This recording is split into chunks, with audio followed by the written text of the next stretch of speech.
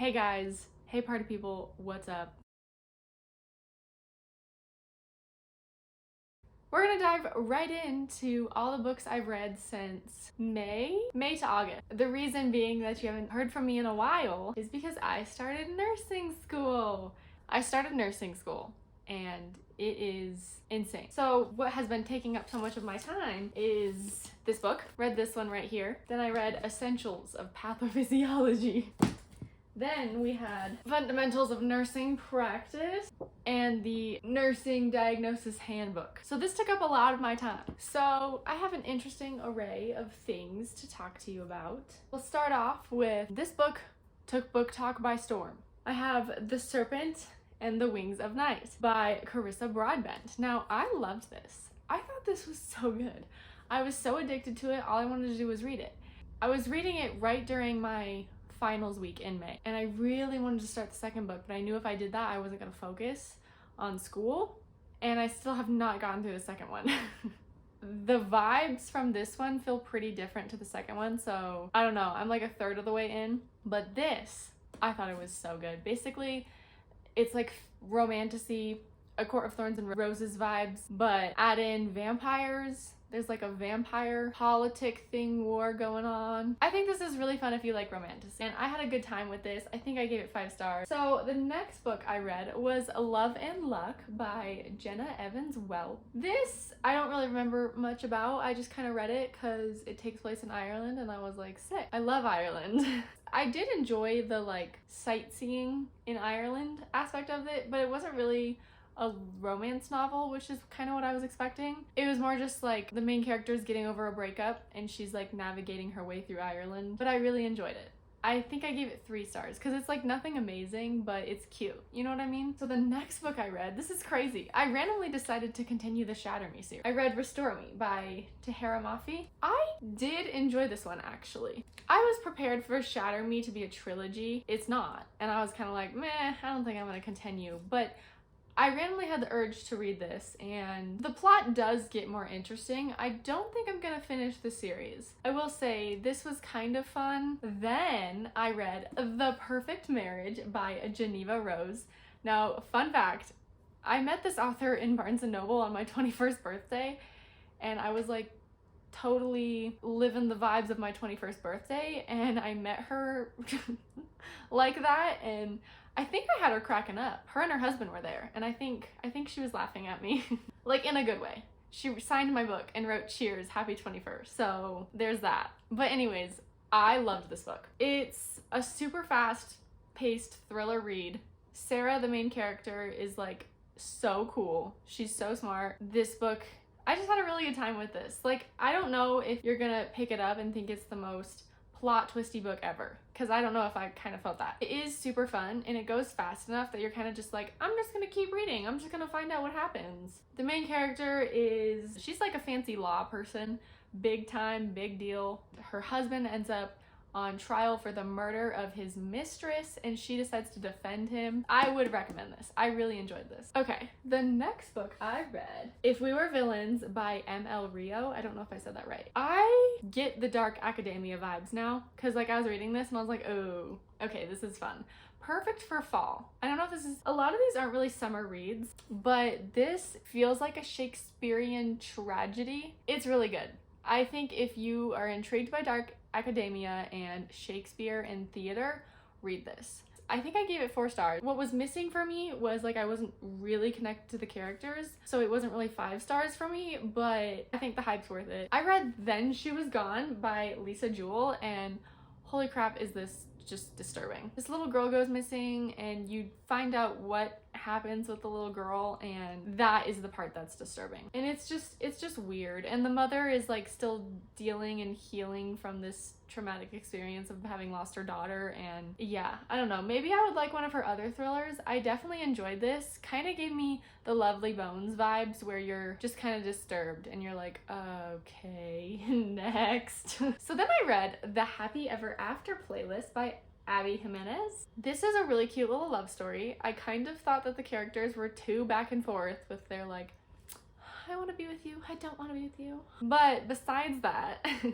it's super cute. It has a really cute premise, and every chapter title has like a different song, which is really cute. And I've actually seen a couple of the bands that are in this. So yeah, I do recommend this. I think I gave it 4 stars. Good little romance novel. That's fun. Okay, next I read Deep Sea Explorer, Dr. Robert Ballard. It's an autobiography about him. And this is just fun because this guy discovered the Titanic. Hello! It's just about his story of kind of how he got to discovering the wreck of the Titanic, and it's really cool because he has lived quite the life, and I think that's really cool. I really like reading stories about people who are so dedicated to their dreams and like they just they do whatever it takes to get there. I kind of look at Robert Ballard and James Cameron in that kind of way. I'm really inspired by individuals like that. I thought this was really fun. I love reading autobiographies and memoirs and stuff like that, so this was a good time. If you're interested about Robert Ballard, who discovered Titanic, he's got lots of books, so okay. I loved this book. I read Dead Wake by Erik Larson. As you can see, we did a lot of annotating. This is one of those books, I do this a lot, where I'll like start out annotating. I'll get like this far into the novel and I'm like, okay, like yeah, I'll finish that eventually. And then I went on a little vacation and I had time and I just flew through this thing. This is about the sinking of the Lusitania, which happened in 1915. It's really crazy because what you think you know about the Lusitania, like this novel just brings it so much to life. I think that this book and A Night to Remember by Walter Lord are very similar in that way, where it brings the whole story of the ship and the people and the media and the time to life. During the 10th month of World War I is when the Lusitania sank. It's just very interesting on that front too, because you kind of get Winston Churchill's perspective. I just had such a good time with this. I think this is such a good book. Okay, y'all already know I had to read Riley Sager's newest book, so I read The Only One Left. This is different from his other books. I still liked it, but I didn't give it 5 stars. I gave it 4 stars. It was missing that like Riley Sager pizzazz. I think it's really good. It's up there. It's definitely better than some of his other books, but I didn't give it 5 stars. I do think it's a little plot twisty though. So I'm not saying anything bad about it. You should read it.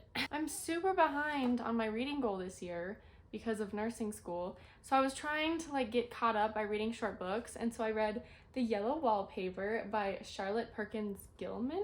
This book is really interesting. It actually got mentioned in this book, fun fact. This is like a classic short story, I want to say from 1892. Yellow Wallpaper is about this woman who is just kind of dealing with anxiety and depression, I believe, some kind of mental illness. And at the time, people didn't know how to deal with mental illness and they just kind of thought you were crazy. So she's seeing this doctor whose treatments are really silly, and it's basically like isolation and rest, and she's going crazy, and she's in this room with yellow wallpaper and she starts to go nuts, and it's like so good. I read this in English in high school and I just loved it, so I wanted to pick it up again, and yeah, I thought it was so good. Okay, the next book I read, Tender is the Flesh by Agustina Bazterrica. That was so bad.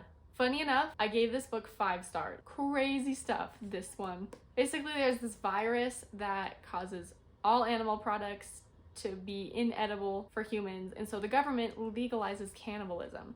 And the main character works at a slaughterhouse processing plant, and humans are bred for consumption, and they're not really considered humans. It was wild. You probably would walk into this thinking it's horror, but it's not. It's more dystopian. Yes, it's gory because he works at a slaughtering house. It's not like all these savages feasting on people.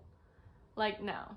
It's this society who's like really blind to their decisions, and so much about this plot and the world and society is vague, and I think they do that on purpose because they want us as the reader to relate to the society in a way.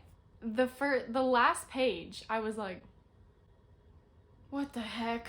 I loved this. I thought this was a great book. Afterwards, I did need a nice little pick-me-up though, so I read Love Theoretically by Allie Hazelwood. I don't know what it is. I love Allie Hazelwood's books. Romances can be pretty hit or misses for me, and for some reason, her books are always hits for me. I think I gave this 4 stars. I definitely like this one because Love on the Brain was a bit more mirroring of the Love Hypothesis, whereas this one covers an interesting topic. It covers the the rivalry between experimental and theoretical physicists, which apparently is this big deal in academic physics. And the two main characters kind of fight over that, and it's like an enemies to lovers thing. It's interesting.